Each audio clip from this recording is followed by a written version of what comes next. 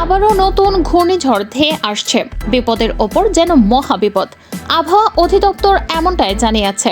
ঘূর্ণিঝড়টি কবে, কখন, কোথায় হবে, এর গতিবেগ ঘন্টায় কেমন হবে, তাহলে চলুন জেনে নেওয়া যাক এই ভিডিওটিতে। আর আপনি কোন জেলা থেকে দেখছেন তা আমাদেরকে কমেন্ট করে জানাতে পারেন। সঠিক সময়ে সঠিক খবর জানতে হলে আমাদের চ্যানেলটি সাবস্ক্রাইব করে আমাদের সাথেই থাকুন। দেশে নতুন করে শুরু হচ্ছে বৃষ্টির তাণ্ডব, তার ওপর আবার ধেয়ে আসছে ভয়াবহ ঘূর্ণিঝড়।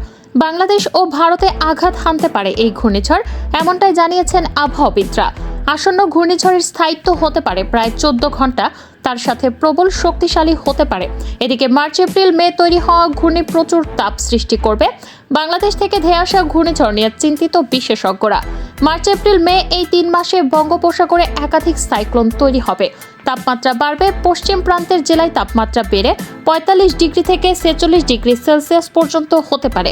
বিশ্ব উন্নয়ন ধ্বংস করেছে প্রাকৃতিক গ্যাস। বঙ্গোপসাগরের জল অনেক বেশি গরম, প্রায় 4 ডিগ্রি সেলসিয়াস বেশি গরম। এই মুহূর্তে বায়ুমণ্ডলে অনেক জলীয় বাষ্প তৈরি হয়েছে, যা বায়ুমণ্ডলের ক্ষমতার বাইরে চলে এসে চাপ সৃষ্টি করছে।